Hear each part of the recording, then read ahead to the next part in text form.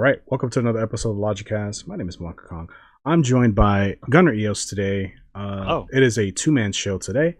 And today's topic is going to be about modern horror games being nerfed. And what spawned this particular conversation was a Twitter post that Zeta Kaiser had shared with us. And it was about the new Dead Space remake game, which I'm hearing good things about, generally speaking.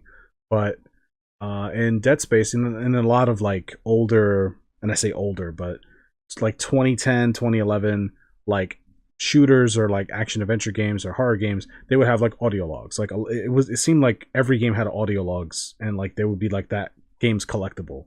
So Dead Space had audio logs back then, and then that makes an appearance again in the remake, rightfully so. It was a part of the base game.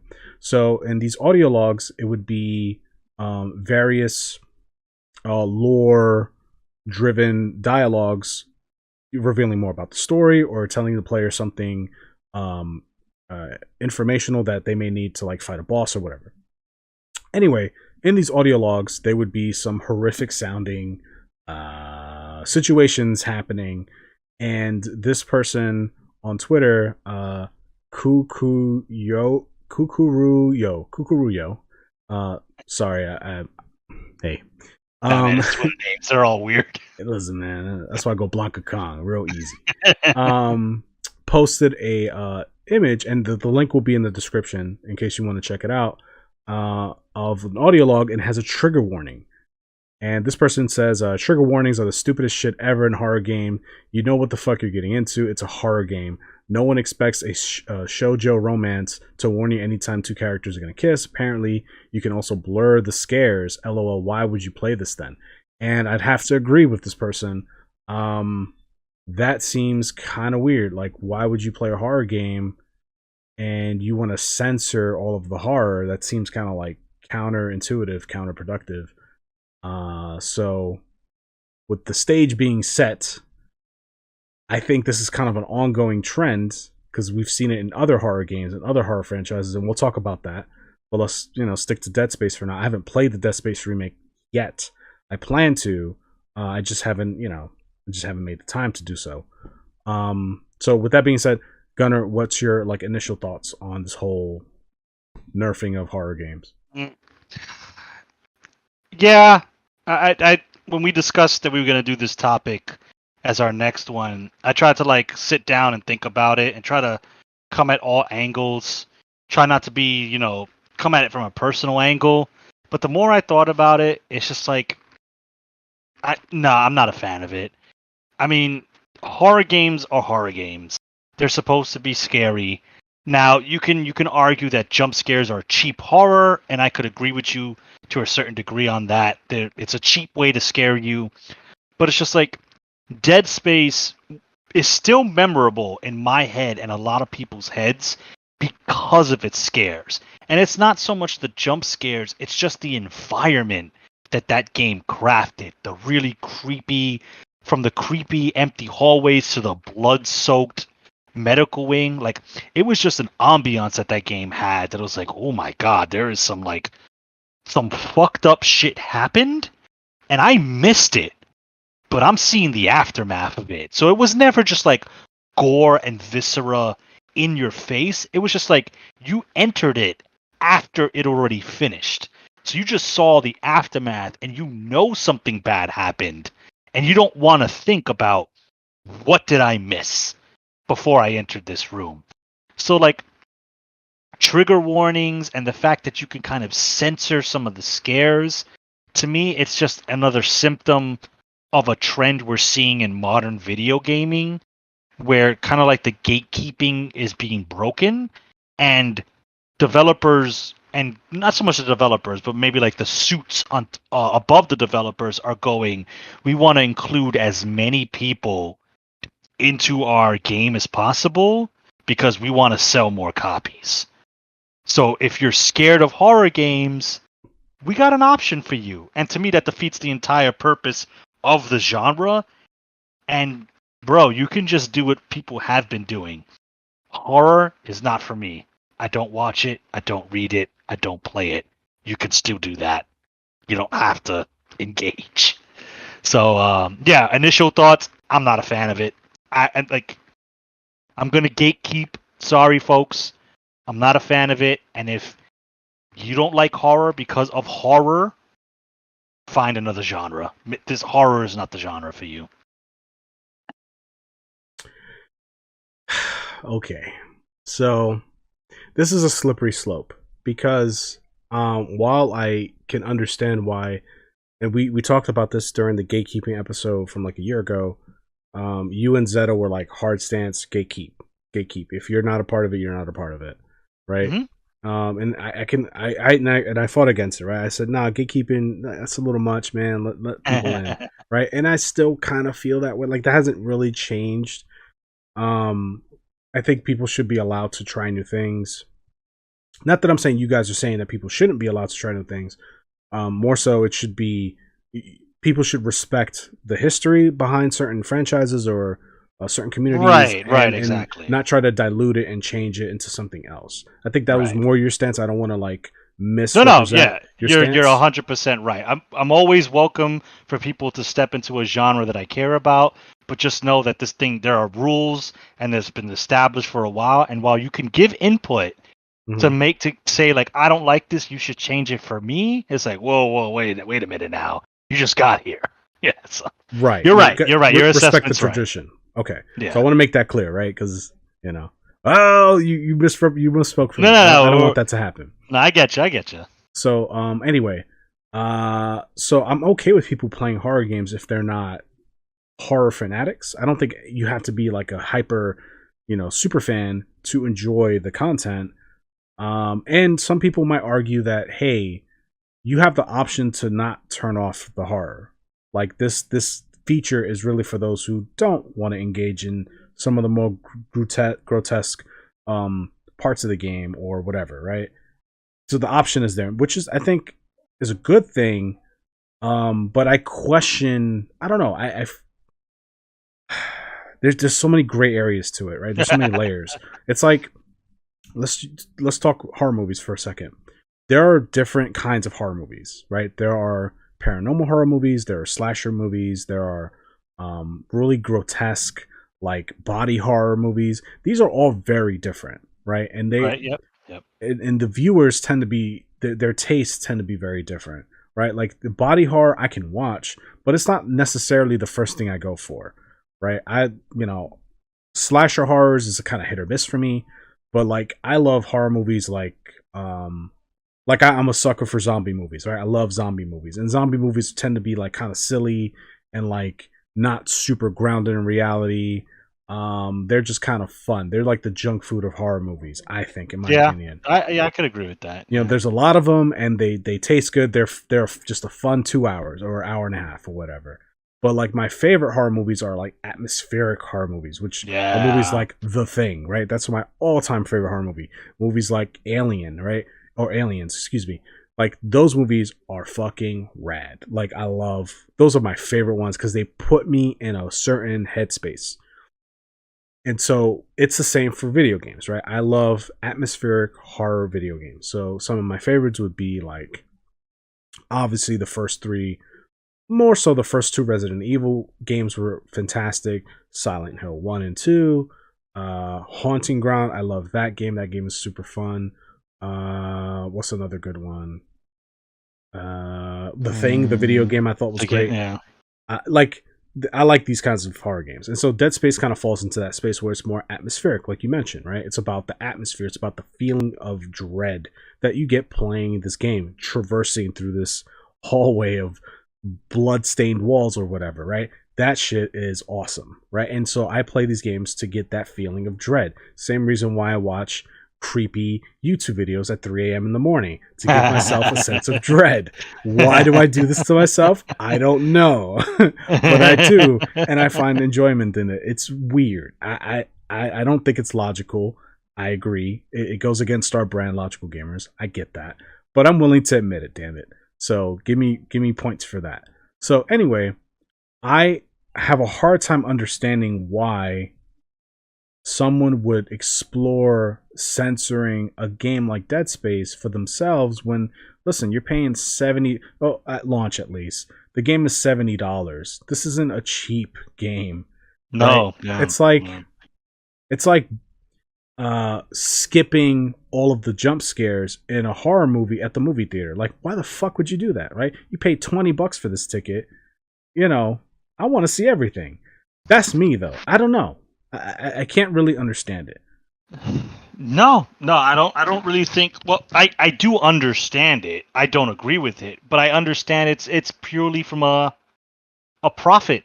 I think it's purely for profit. Well, from a business standpoint, it makes sense to try and get as much people in as possible. I get that side of it, but I don't get the consumer that would like utilize these tools. That kind of blows me away. It's like, so that I don't get. Okay, so I thought about it, and I think it's the same reason. That's kind of like the same reason why we have our entertainment culture and how our culture in terms of entertainment is now. People are really scared and really susceptible to FOMO, fear of missing out. Where back then, I think in like when we were younger, you could have friends talk about, for example, I guess because it's on my mind, Yu-Gi-Oh. Like, and you might not be interested in Yu-Gi-Oh, and your friends are talking about Yu-Gi-Oh, but I think back then you can go, Yu-Gi-Oh is not really my thing. I might have tried it. I don't really care for it that much. I don't like the show. But you guys can still be friends and talk about other things that you like. Mm-hmm. I think that barrier is kind of whittled away now. And then, like, people have a hard time knowing, and I say people in a very general sense. People have a hard time knowing there's a conversation going on and they're not a part of it, but they want to be a part of it. So it's just like Game of Thrones, when that was huge, right? It seemed like everybody and their mother and their cat was watching Game of Thrones. And you didn't want to be that guy who wasn't watching Game of Thrones. So you might not give a shit about fantasy, dragons, swords, and medieval, like romance and war and politics. You might not give a shit about that, but you still want to be part of the conversation at school or work or on like social media. You don't want to be that guy that doesn't know, oh my God, did you see what, Daenerys did in this episode? No, I don't watch it. You don't watch Game of Thrones? What's wrong with you? Yeah. So I think to a lesser degree, it's kind of like, oh man, people are talking about Dead Space. Oh, they're talking about when Isaac got grabbed by that tentacle monster and they ripped him through the hole and he died a horrible. Oh man, I want to talk about that. I want to experience that. But horror is scary. It scares me. So I think it's kind of that in terms of like the social aspect. It's people don't want to feel left out. I don't get it, but I think that's what's going on. But what's still, I understand that. Okay, that makes sense, I guess, right? Like I could wrap my head around the logistics of what you just said. I don't agree with it. I think people need to put down the phone and close Facebook or Twitter for a few hours and maybe just kind of live your life and do whatever it is you want to do. Right? Touch grass, as the kiddos say. Well, listen, I don't want to be like condescending about it, right? Like, listen, I'm a gamer, like, and I'm a hermit, right? I like staying at home and just chilling, right? I'm not a outside person like that. Same. Right? So like, I'm in no position to tell people like, get a life, bro. Like, I'm the last guy to hold that seat. However, it's like at the same time, you have to find your individual kind of like self. Like, everybody's different. You don't have to be a part of every little thing, right? I'm about to drop some like some facts about me that like some people were like, really? Here we go, right? Never seen fucking Harry Potter ever. I never read the books. I never read the books. I never seen the movies. Even during like the Harry Potter crit, I did not give a shit, and I still don't, right? And if you like Harry Potter and like that universe, cool, right? Hogwarts is coming out, or by the time that this episode comes out, it might be out now. Actually, it will be out by the time this comes out, right? Hogwarts, everybody's talking about that game. I don't care, right? And I think the game looks cool as shit. Like, you're just like a fucking magician student in the school. I think just the idea of that, removing the Harry Potter IP and just talking about like what that is, I think that's cool, right? It's something I probably can play, but I'm not interested because I'm a Harry Potter fan. I'm just like, that looks like just like a cool game, maybe. I don't know. I could just be a dickhead in school and just practice magic. That's good enough for me, right? I don't need the Harry Potter license, right? I've never read any of the Lord of the Rings books, and I've never seen any of the movies. And I know that's like sacrilege, right? How can you be a air quotes nerd or gamer and you've never read Lord of the Rings, right? Sorry, have it, right? I like platformers. I like Mega Man. I don't know. I like what I like, bro. That's it. Like, I never watched. I've only seen the first Star Wars movie. Never seen any of the other ones. Don't care, right? Never. I'm not a fan of Star Trek. Don't care, right? Like, I get it. I understand if that's what you like. That's what you like. I'm not mad at you. I don't think any less of you, right? People like what they like. I like what I like. That's it. Like, that's where it ends. That's where it starts, and that's where it ends. So it blows me away that more people aren't like that, because I feel as though at some point in history, in my life, at least up until this point, most people operated that way. I like what I like. If you don't like it, that's your problem. Yeah. I don't care. But now everybody's like, if you're not a part of this group, you're weird. Or that, I don't know. And this conversation is becoming less about horror games and more about like social norms and like the defects that social media has kind of created. Because I think social media definitely amplified this whole thing. And my point, let me get to my point, because I'm starting to ramble. I'm sorry. My point is, how did it? The fact that, not how, I know how, social media. The fact that it got to this level to where it influences how products are produced is insane to me. That's my point. That, wow. Like, the fact that this FOMO shit has gotten so out of hand that developers and publishers are like, well, we got to censor it.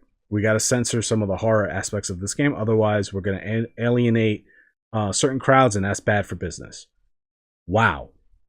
Yeah. This is where we're at now. Holy shit. What happened to just making a good fucking horror game? I mean, yeah. I mean, now we have to make horror games or horror in general kind of like mass market appeal. And to me, that just diminishes the horror aspect, because it's not for everyone. And that's okay for it to not be for everyone. And I can hear people, because this debate has been raging on the internet, as internet debates do, that people go, well, what does it matter to you? The trigger warnings are off by default, and you have to go into the menu and turn it on. It doesn't affect you. And it's like, you're right, it doesn't. I plan on playing the remake because I hear it's an actual competent remake that is worth, I guess, roughly worth its asking price, unlike Callisto Protocol. Sorry. Ouch. But I mean, the numbers speak for themselves. Yeah. But, you know, and I get it, right? It's off by default, and I will never see it. I will never see a trigger warning, because I want to play the game unabashed, and horror. If I could turn the fucking horror up, I'd turn it up. But it's just like, yeah, it to me, it shouldn't be a thing, because the human consciousness should be able to go, this isn't for me. That's okay. I'm going to go do something that is for me. Like you said, I like what I like. I don't like this. It's okay if you like it. It's okay if a community of you like it. It's not for me. I'm going to go watch or play or read something else. Like that, to me, that it's been lost. Like, that whole mentality has been lost, and now everything has to be made for everyone. Everything has to include everyone. And when you include everyone, you'll appeal to no one.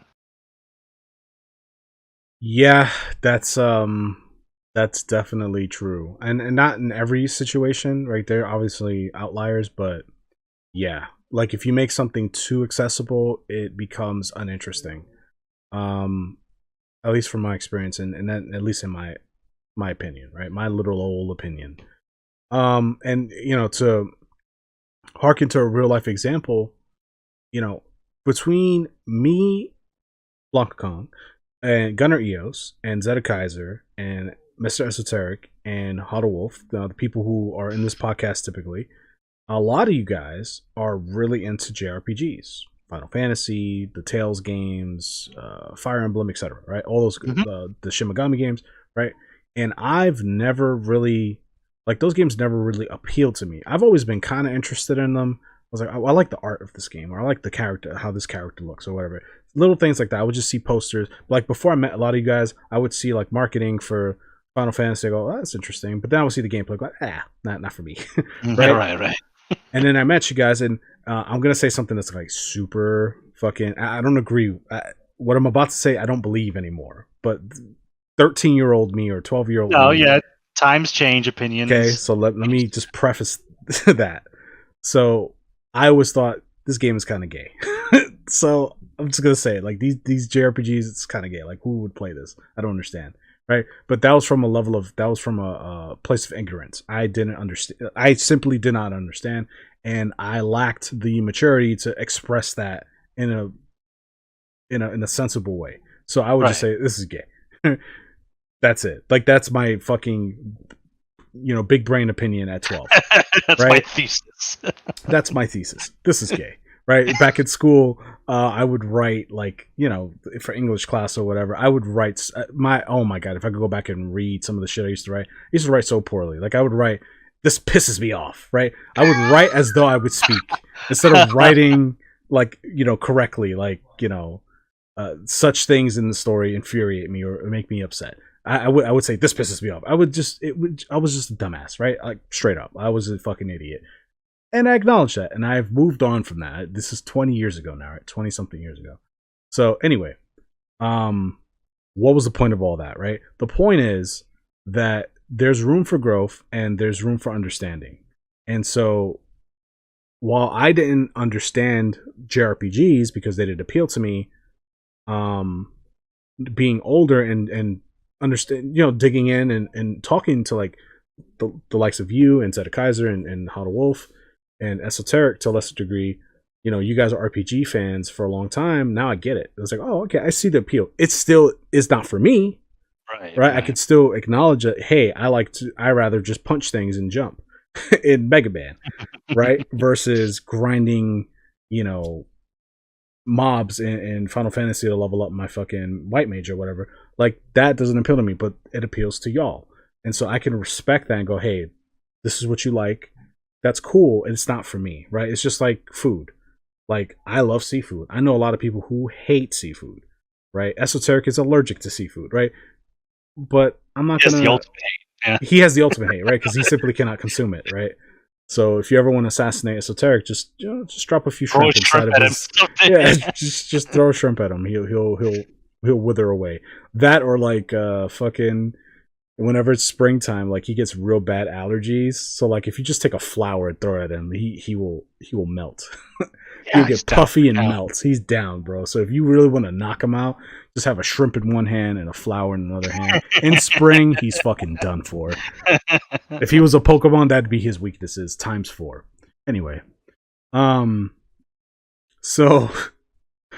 Damn, I lost my train of thought making fun of Esoteric. He's not here to defend himself either, which is fucked up. Amen, so amen. Hey, if you're listening back to this, I'm sorry, pal, but hey, I had to do it. But anyway, yeah, my point is, I now understand and respect, JRPGers, even though I don't necessarily subscribe to that form of entertainment. I get it, I respect it, and you guys do you, right? So bringing it back to horror, like, let us horror fans do what we do, right? Like, why dilute this once niche category of gaming and trying to, like, give it to everybody? It's not for everybody, right? And I have a story to like an article to reference after. I'm gonna let you respond to everything because I felt like I went on for like a 1,000 years. So go ahead, my friend. Yeah, and see, like, your story perfectly encapsulates, I think, like, the whole crux of the conversation.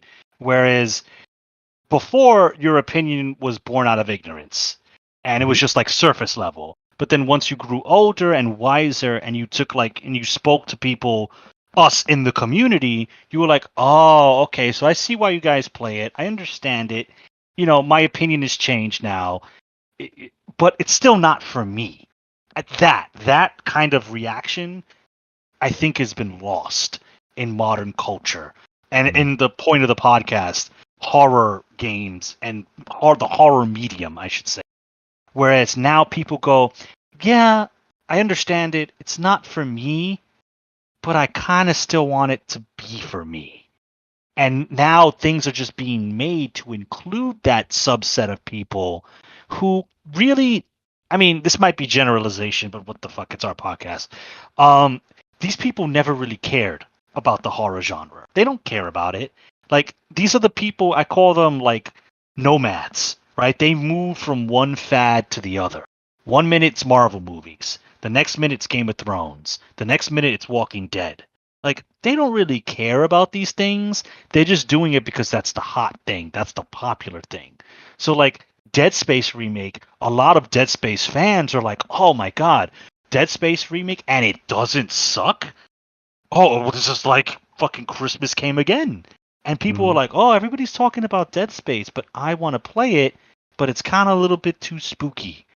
So it's just like, sorry, I mean, either, put up or shut up. Like, if you're gonna play Dead Space, I want more people to love Dead Space, because maybe EA can get off their ass and give us a proper Dead Space 3, because I don't fucking count Dead Space 3 that we got as Dead Space 3.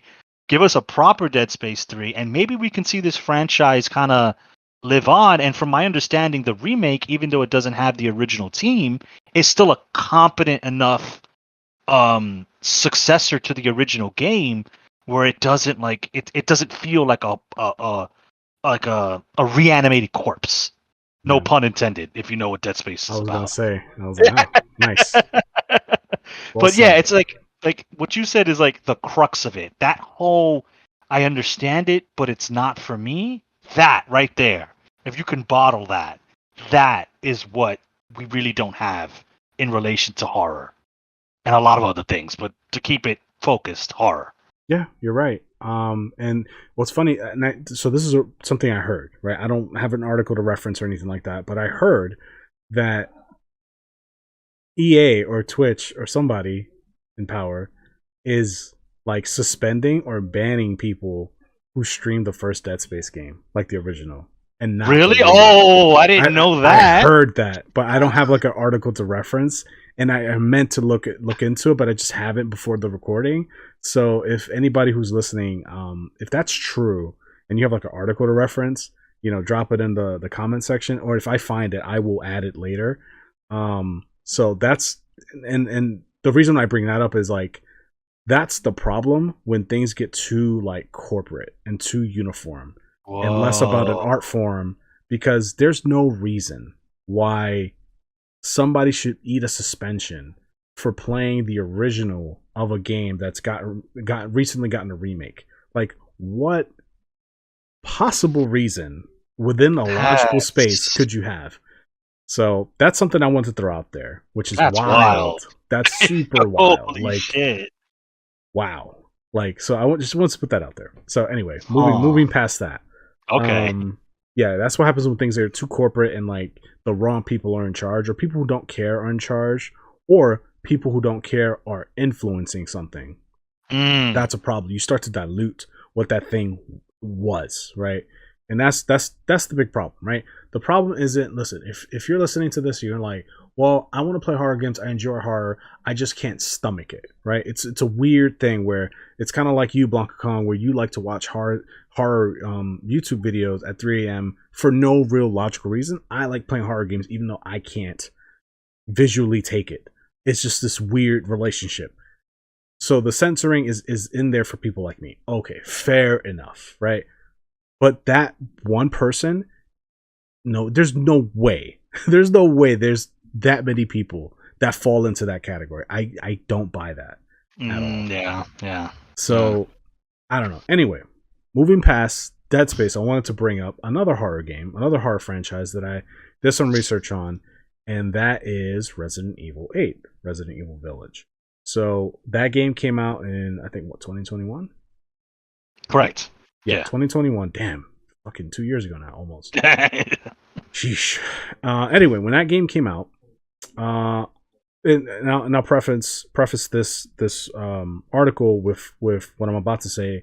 I enjoyed Resident Evil 8 for what it was. I don't think it was the strongest Resident Evil game in the mainline franchise. I enjoyed 7 more, but I thought it was fine. Yeah, I have to agree. After like playing it and beating it a couple times, I don't want to be that guy, but I think we're starting to come down that slippery slope from 5 to 4, 4 to 6, and it's like, God, you guys had something with 7. Don't lose it, man.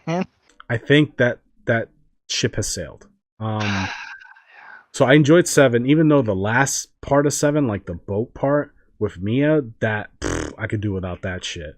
But like pretty much everything else leading up to that, and even at the very ending with Ethan, like I thought all the Ethan parts were great in 7.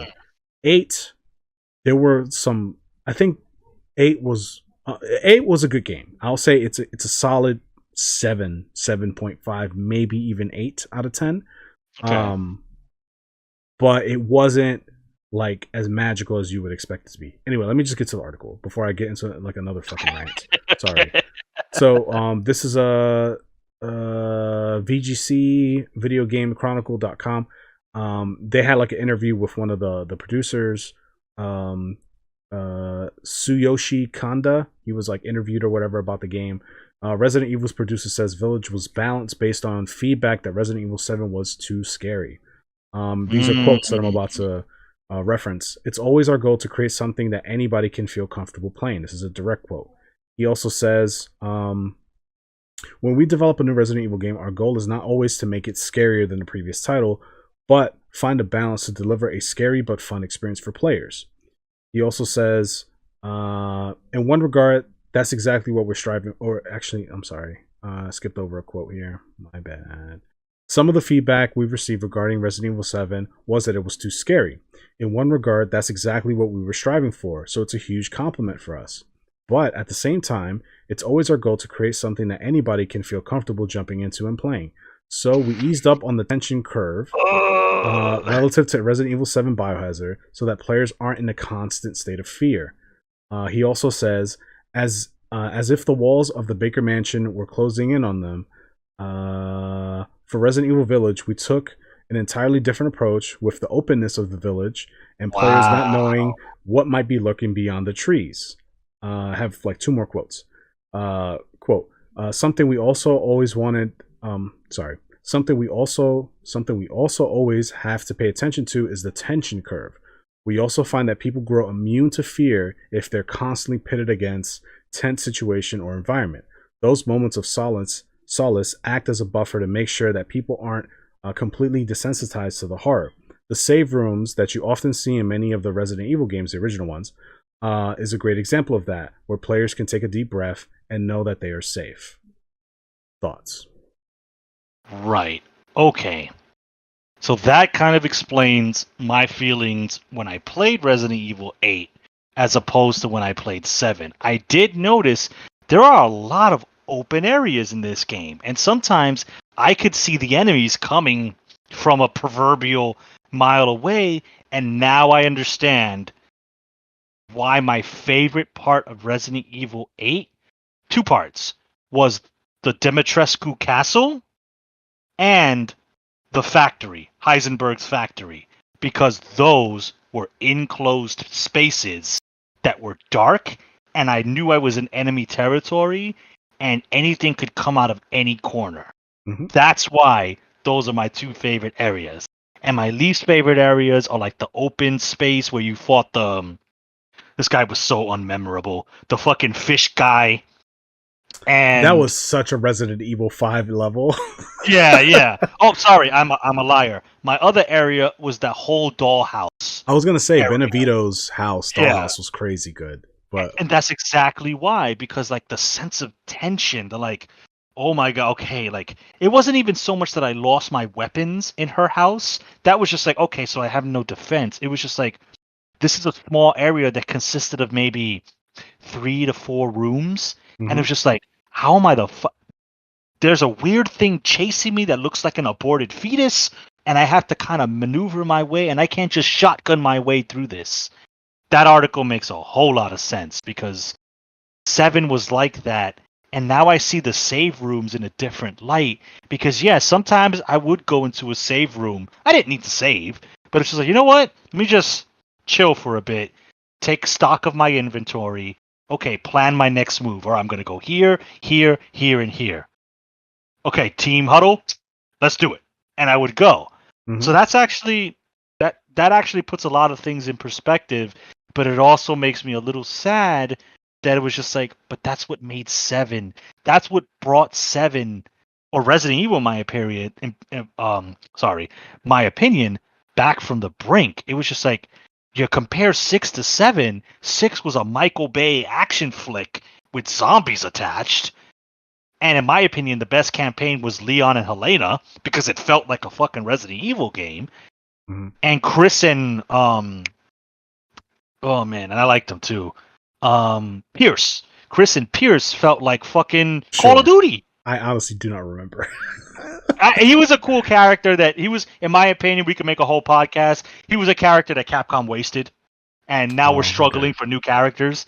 But he was a character that could have been a main character, and they just killed him off, so it's a wasted potential.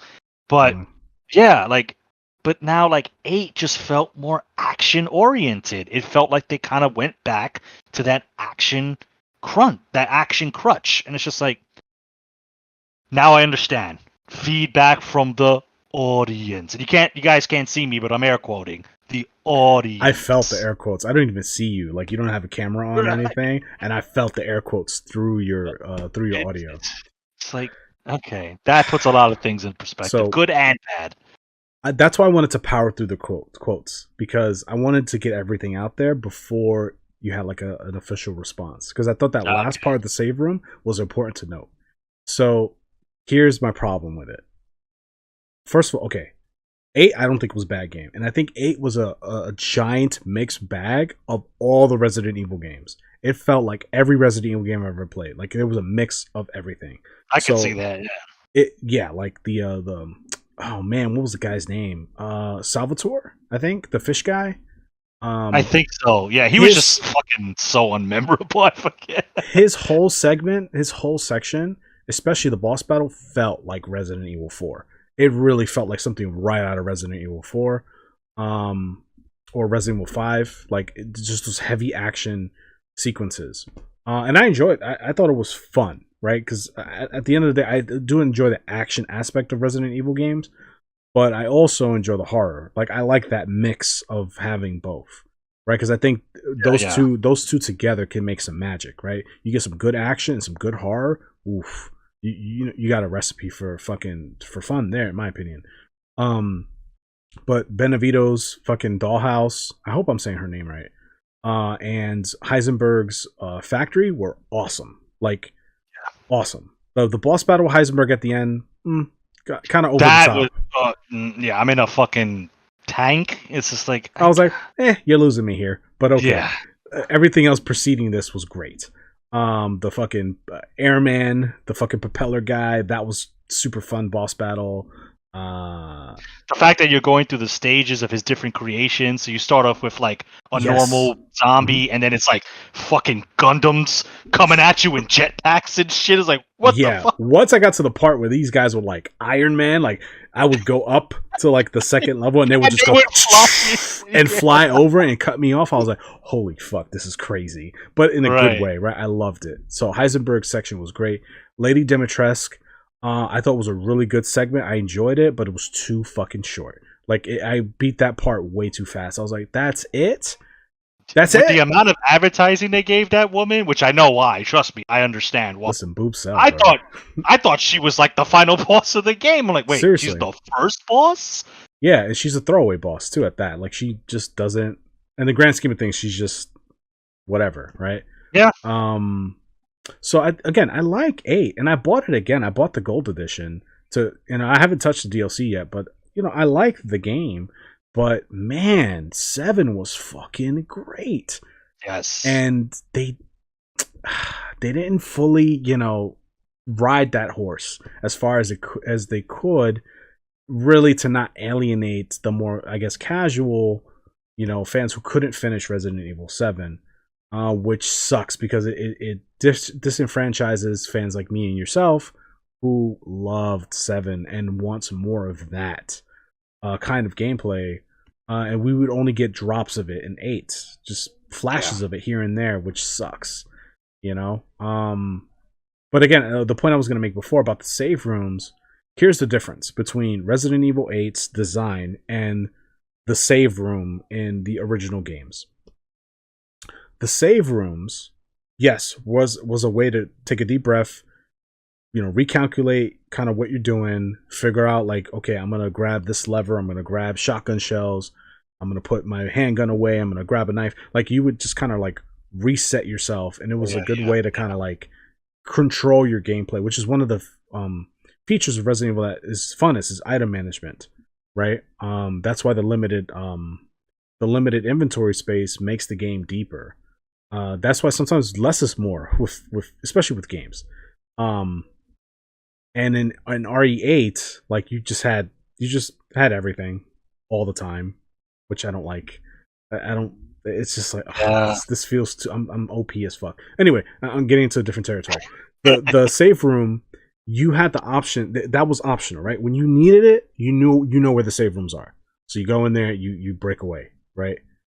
In this game, everything felt like a save room, like almost like 7 out of 10 areas or encounters felt like a save room. I was like, I'm safe, I'm good. It shouldn't be that way. It should be the other way around. It should be 7 out of 10 areas is dangerous, not fucking 3, right? Like, are you kidding me? Like, and there was so much potential in this game because they were trying new enemy types, like the Likings, the werewolf guys. Those guys were terrifying. Like that, and I played the game on hard when I first got it, and in the gold edition, I started a new file, and I played on like the hardest, like Shadow Village or whatever. And playing through that first part where you're just getting invaded by all the wolf guys, that shit is intense. I'm like, holy fuck, like this feels amazing. Just being on the run, ducking, climbing ladders, just getting away from these fucking guys, blowing up barrels. That shit is awesome, right?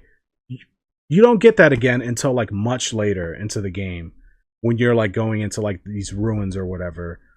That's when you encounter the wolf people again. I'm like, such an intense enemy that is scary to fight. Fighting those motherfuckers is no joke.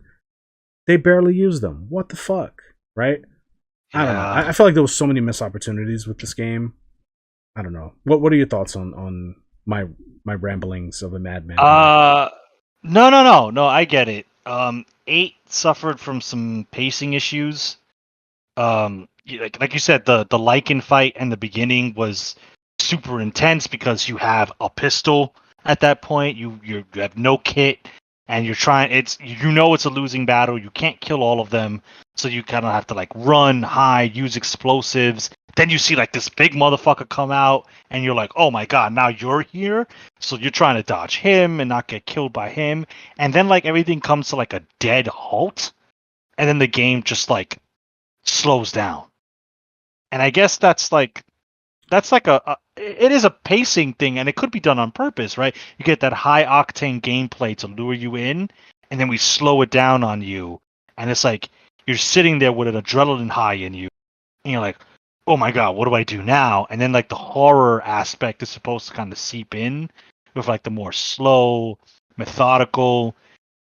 Because I think after that, your next major section is exploring the town, but then your next like major story beat is exploring the castle, and those are short corridors. You start in the dungeon, and it's like you see cells, and you have the trademark Resident Evil sounds where you'll hear something in the distance, and you go, "Is that an enemy, or is that just a sound effect to get me thinking?" But you don't know, so you're slowly traversing. You have your little flashlight, but you don't know what's around every corner. I could see how that was like a sharp jump from the beginning of the game to like, I guess, like the early chapter 1 of the game as opposed to the prologue. So no, I definitely get that. I definitely get that. Yeah. Well, I like. Go ahead. I'm sorry. Okay, and I was gonna say like why I like 7 as a whole is because to me it kind of stayed at a slow tempo, but the horror, the not even like horror as in like, oh my god, that was something to look at. It was more so the subtle tension and dread Yeah. of this is a house, something that normally seems safe. It's home. Most of us live in like an apartment or a house, and that's usually like our safe haven. Now this is like the danger zone, and that's really kind of like turned on its head. And 7 had moments where the action, kind of picked up. You had Lucas's puzzles. You had that whole fight in the barn where Lucas had like a pit you against a bunch of molded. It was kind of like a fucking Thunderdome type scenario. It still had its action moments, but it was always undercut by that slow burn dread. And 8 kind of had moments of it, but it was mostly action. Yeah, I think this is going to be hard to describe, but like if there's a horror scale, right? And the tension curve that the producer was talking about in the article, if it's, calculated by like percentage, right? So 100% would be maximum tension, 0% would be no tension at all, right? Save room status, right? You're completely safe. Resident Evil 7 would ride the 50 to 60% tension curve for most of the game. It went up to 80, 90, 100, right? Whereas Resident Evil 8, it would ride like the beginning of the game, the getting hit with the fucking just the fucking mob of wolves, right? Mm-hmm. That was like 9500, especially if you play it on hard. It was like, what the fuck is happening? If you guys want to laugh, if you could find Esoteric's gameplay of Resident Evil 8 on Twitch, like he spent like 3 hours trying to get through that part because he refused to not play on. He was like, I'm gonna beat this on hard, and he actually gave up and he went down to normal mode, which I didn't expect. Yeah, I remember that. So it was fucking hard. It was not easy by no means. So anyway, that part was like at 100, right? That shit was maximum tension, right? And then once you pass that part, it drops to fucking 0. There is like almost nothing happening until you get to like the next part is like there's like a cornfield, right? And there's a few sections there. The tension goes up to like 25, right? You fight a few likings or whatever, and then you go into the house with the people that don't trust you, and they end up all fucking dying, which was super inconsequential. It was like, okay, what was even the point of this segment? I don't know if you remember the. Yeah, I thought that girl that was the daughter of the old man who turned into a werewolf. I thought she was gonna mean more later. Yeah, I was like, she just died, and I'm waiting for her to come back or like be a secret boss or I don't know. Fucking nope. Just she's dead. Shit. That's it. And I guess some people would argue that that's realistic, right? That's what would really happen. Like people just die. I guess, but that's just bad storytelling, in my opinion. Because this never been about that. Resident Evil was like, if you're usually there, you're important. You mean something, right? Either there to teach the player something or to deliver some important story beat. But anyway, that happened, and then you get introduced to all the characters, Heisenberg and Lady Miranda and all these other people, and then you get sent down to like the dungeons to escape or whatever. So then the tension goes back up to like, fucking 70% tension because you're running through and you're like trying to evade or whatever. Yeah, and then you're in the castle, and then it's back down, right? And then it shoots back up when you meet Lady Demetress. So like the lows are low and the highs are high. But the lows being so low really kill the fucking pacing. And that's my point. Is it too low, right? The tension curved way too low in those points of the game. And the game still had save rooms, right? Like there were still safe rooms in the game. So like it's not like save rooms gone away. They still existed. They're just not as blatant because the games are a little more fleshed out compared to PS1 games. But there's no reason for the tension curve to be that low in the middle of like if you're not in a save room. Come on, right? And so there were points in time where the tension curve was exactly where it needed to be when Lady Demetress or the the Fly sisters, the fucking the her daughters, yeah, her daughters were chasing you around in the castle. That was perfect, right? I was like, okay, this is good, right? It's spontaneous. You don't know when it's gonna happen. It could happen at any point, right? This is perfect. But again, that didn't last long. Once you beat that castle segment, that's it, brother. You're done. On to the next. And it's like, what? And you can't even revisit the castle. Like, once you're done with it, you can't even go back. So if you miss collectibles, sorry, pal. Like, it's gone. Next playthrough. New game plus. Right? Which is crazy to me, but whatever. That's a different conversation. And that's a good point, and I don't want to ramble too much. But it felt like Resident Evil 8 was kind of like a theme park, right? You had your theme park rides, like, here's the vampire castle, here's the spooky fishing village, here's the dollhouse, here's the factory of horrors. And it's just like, it didn't feel like a lived-in world. It just felt like I was visiting amusement parks and going through an interactive ride. Whereas 7 felt like this was somebody's home. Like, this was the baker's home. And, like, again, like at the beginning of the podcast, Dead Space, something bad happened here, and I'm just coming into it after it happened. 8 felt really theme parky, where everything was waiting for Ethan to show up to pop off. And it's like, well, that's why you can't go back to the castle to get collectibles. Why would you go ride the same ride again after you just rode it? You wouldn't do that at a theme park normally. So that's kind of what it felt. But it felt very theme parky. And then when you played the Chris section, it's Call of Duty again.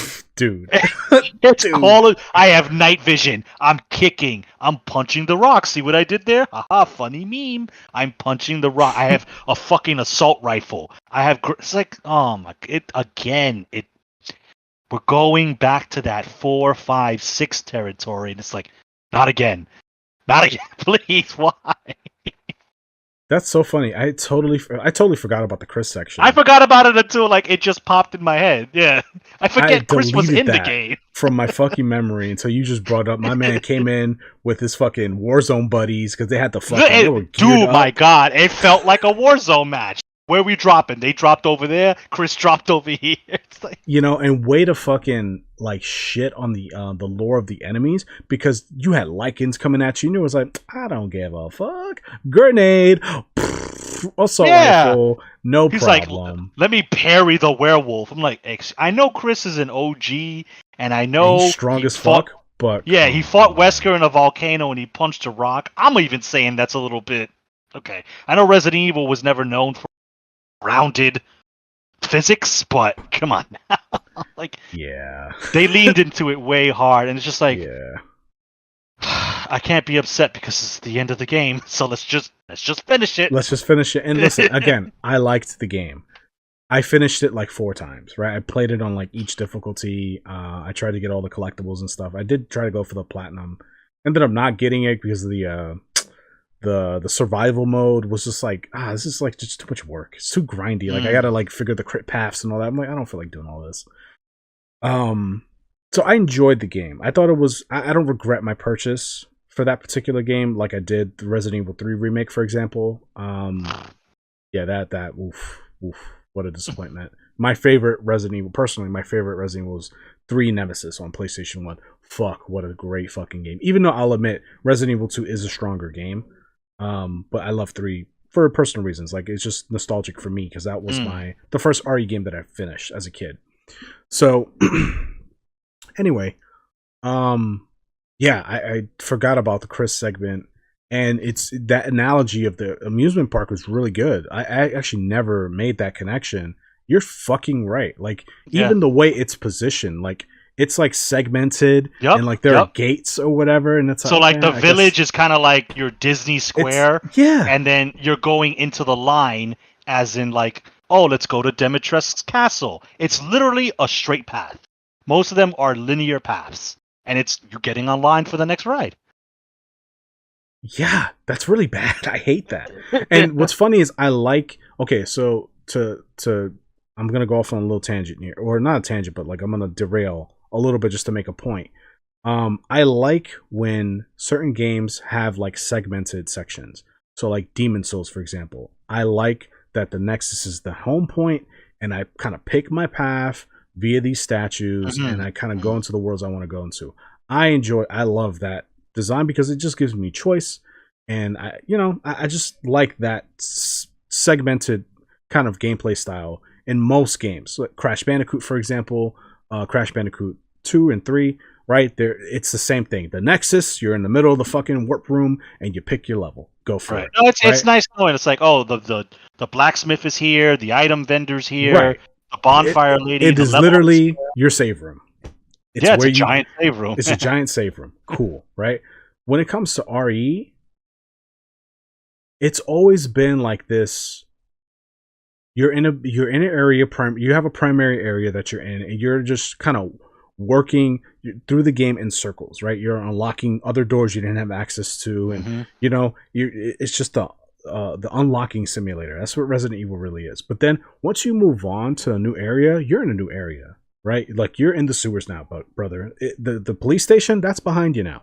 You're in a new area, right? And so it felt like you were progressing towards something. Whereas RE8, it never felt like you were progressing. You stayed in that village. Like there was you weren't going deeper into the village. You were just in the village in these like segmented sections, and I didn't like it. I actually kind of hated it. And you bringing up that analogy of amusement parks really hit home. I was like, wow, it made Resident Evil feel super gamey, like just super Oh yes, yep. There was a certain point where I was taken out of the world of Resident Evil, and it became a game. It just became a game, and that to me is like, that's like a big like sin. Maybe it's too strong a word. A big oopsie. We'll use that. I think that's nice. Oopsie's funny. Yeah, I like that. When it's like you take me out of your world, and I go, I'm playing a video game. It's especially when you're trying to craft a world like Resident Evil is. It's just like you took me out. I'm out now. I woke up and it's like, I'm playing a video game. Yes, that's what I'm doing today. Yeah, at that point, like and I'm not trying to diminish like platformer. Like I love platformers. Crash Bandicoot is one of my favorite games, but like I don't play Crash Bandicoot for the same reasons I play Resident Evil. These are two very different games, and I'm playing them for very different, different experiences. And so when I play something like Resident Evil, I want to drown in this fucking world of horror, and I want to buy into it. I think the greatest horror game ever created is the RE1 remake on GameCube. That game is fucking perfect. There's nothing wrong with it. It is fucking perfect. I don't think I've ever played a game quick backstory before we wrap. So when that first came out in 2002 or 2003, way back, I didn't have a GameCube. I had an Xbox. I was one of those guys. So I had an Xbox, and I saw the remake. I was like, oh my god, why is that not on Xbox or PS2? Right? I was so jelly, but I never got to play it, right? Because I didn't have a GameCube. And then a few years later, I got a Wii or whatever, and I played RE4 on the Wii, which is super fun with the zapper. And I could have played the GameCube version, and I ended up buying it, but I never made the time to play it. And then I ended up selling it, along with like a bunch of other pieces in my collection of that era, Generation 6 games. And so I never got to experience it. I'm like, damn, I never got to play Resident Evil 0 or fucking 1 remake. And I heard so many good things about it, and the game looks so good, right? Man, a few years ago, 2020, I think during the pandemic, I had it on my PlayStation 1 or PlayStation Network. It was on sale or whatever. It was like $8. I was like, fuck, I never got to play that game. And I got nothing but time these days. Yeah, right. I'm gonna play that shit. And I downloaded it and I played it, and I was fucking immersed with a capital I. I was in that motherfucker. I loved it, and I was legit getting goosebumps, getting kind of like freaked out playing the game. I was like, wow, I haven't felt this way in like a decade at least. Yep. And the fact that a GameCube game ported over to the PS4 managed to evoke those feelings. I felt like a 10-year-old again playing Resident Evil for the first time Yeah, that's a good way of putting it. It was truly Yeah. magical. I was like, wow, this is why I play these games, to get this feeling of fear that you can't just get. It's kind of like comedy. Like comedy is so hard to do, right? It's so hard to get it because, man, there are so many comedies that I've watched where I don't even smile. It's like, this is so not funny. But then there are comedies that I'm busting I'm crying of laughter. And I'm like, man, that's such a hard emotion to capture, like true laughter, to the point where you're crying and laugh. Like, you can't control it. It's just coming out of you. Yeah. Horror and fear is kind of like in the same, it's the same level of difficulty to achieve, right? True fear, true, like, oh my God, like shivers down your back, goosebumps, like, whoo. You start looking at that pile of clothes like, I know it's clothes, but fuck, it could be a ghost, right? That level of fear is so hard to attain in video games, I think, and in movies too, and as well as books, in any medium. It's a hard bar to hit. I will admit it. So it ain't easy. Developers listening, I know it ain't easy. I get it, right? But fuck, man, pick up Resident Evil 1 remake on the GameCube. Pick up Resident Evil 2 remake 2019. That game is as close as it's ever gotten to what Resident Evil should be. And of course, RE7, another great fucking example. These are true horror games. This is what I want, at least. And I think what most RE fans would want. Those are three shining examples of, like, please stay within this space. Don't pay attention to any of the other ones, please. And especially 1, like the remake of 1, that was made knowing that there are going to be plenty of people that are going to find this too scary and they can't get past the opening cutscene, and that is okay, because if you can do it, it's just like, again, it's just tension and this like old school horror, because it knows, hey, you guys are my audience. I'm making this game for you. If you don't like horror, I'm sorry, my dude, but maybe find something else. These are for these guys. And now we see, like, a lot of games, it's just like, I gotta get all of you in. And you lose something. You are going to lose something when you start making your movie products or whatever. When you start making it for the general audience, you're gonna lose something. 100% agree. Will we get more horror games like that? I don't know. I hope so, but maybe not from the big guys. But I mean, I'll show for indies all day. Yep. And there will be an indie team or a single guy even that will give us that. I have faith. Maybe not. Maybe not. Capcom. You're right. Because a game I haven't played yet, but I've owned for like fucking a year now. Tormented Souls is a good example of, like, the indie scene tapping into, like, classic horror. I don't know if you played it yet or seen gameplay of it. Tormented Souls. It's supposed to be a lot like Silent Hill. Check it out. It's on PS4. Okay. It's on Switch. It's on Steam. It's like everywhere. Tormented Souls, cool fucking game. I bought it launch as soon as it was available on PS4 hard copy. I was like, give me that. $40. Here you go. No problem. Okay. And look, that's a small team that knows their audience, and like that's who they're making the game. Yeah, 100%. So, with that being said, we've rambled on enough. This was a really fun conversation. I don't get to talk about Resident Evil too often, so I'm glad I was able to with you today. So for those listening, I hope you enjoyed the conversation. If you made it this far, thank you very much. Leave a like on the video, comment down below. Let us know what you think about modern day horror games. What camp you're in as far as, like, do you like the old school horror games? What's too scary? Is that even a thing for you, right? Is there no limit to what you're willing to consume as far as, like, levels of scariness? What did you think about Dead Space Remake if you played it? What did you think about Resident Evil 8 and the curve tension? All that stuff. Like, let us know. I'd love to hear from you guys. Subscribe. We do a podcast every week. Every Wednesday we publish at 12 p.m. Eastern. So subscribe so you're notified once we upload. But we will be uploading every Wednesday in case, that wasn't clear. We will be reference all the articles that we referenced earlier are going to be in the description. So if you want to read those articles for yourself, you are welcome to. That will be in the description, as well as the links to our social medias and our Discord. So we have a Discord, we have an Instagram, we have a Twitter, we have a Facebook as well. So check us out on there. We're building a community. Mr. Esoteric, who streams on the main Twitch channel, he's not currently present for this conversation, but he does stream on the main channel on Twitch, Logical Gamers TV on Twitch. He streams 2 to 3 times a week. So give him a follow there so that you're notified when he goes live. He did play Resident Evil 8 and 7 on stream, so he does play horror games. He isn't immune or allergic to them. So I think that's everything, right? I think I did all the YouTube stuff. I think you did the spiel. I did the thingy.